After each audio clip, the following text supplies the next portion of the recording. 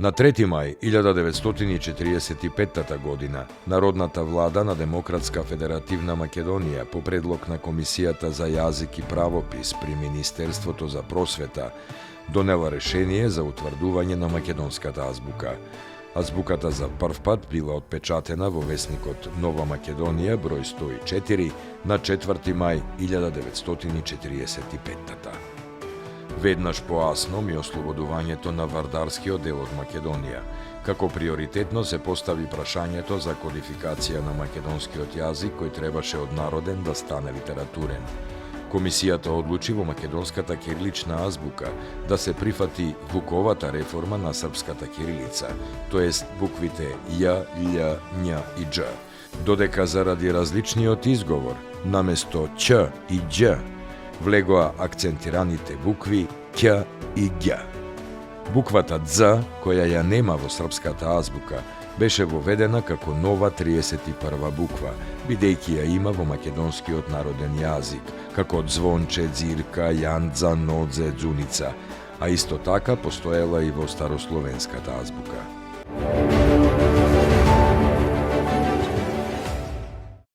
На 3. мај 1917 година во Штип е роден Киро Глигоров, активист на македонското студентско и комунистичко движење, македонски и југословенски економист, политичар и државник, прв председател на самостојна независна Република Македонија. По изгласувањето на Декларацијата за сувереност на државата на 25 јануари 1991, Глигоров бил избран за прв председател на самостојна суверена Република Македонија од страна на Собранието на Републиката. На општите председателски избори со мнозинство гласови, повторно бил избран за председател на државата.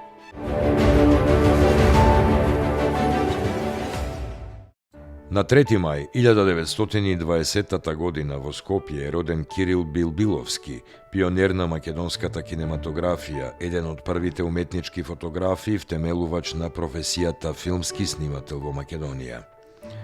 Билбиловски снимил повеќе од 100 документарни и десетина играни филмови.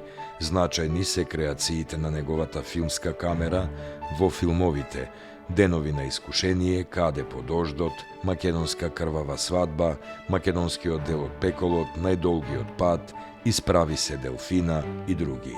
Умрел во Охрид на 24 септември 1989 година.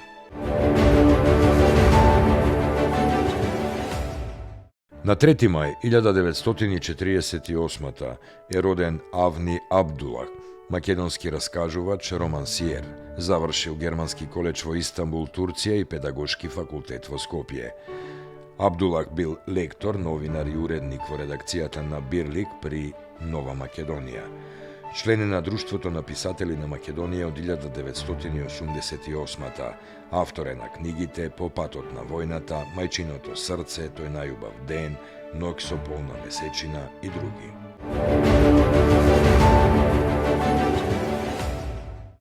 На 3. мај 1942 година умира Елпида Караманди, македонски народен херој од Втората светска војна.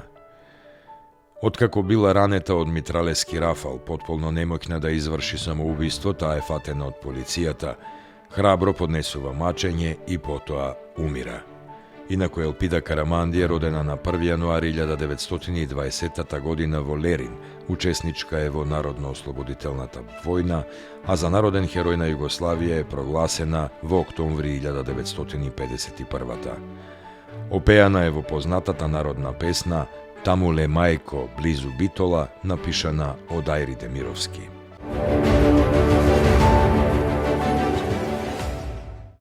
На 3. мај 1942 во нерамна борба против бугарската војска и полиција во повеќе часовни престрелки на целото Лавци во близина на село Ореово бил разбиен битолскиот партизански одред Пелистер, при што загинале Димитар Николовски, познат како Таки Даскалот, Димче Хаджи Поповски, Мара Јосифовска Ѓурѓа, Ордан Михајловски Оцката и Ордан Ордановски Сандански. Заробени се Ѓорги Наумов, Кочо Десано и Блаже Димитровски, кои биле одведени во Скопскиот затвор и таму подоцна обесени. Другите партизани од одредот успеале да се спасат и легално дејствувајќи во Битола.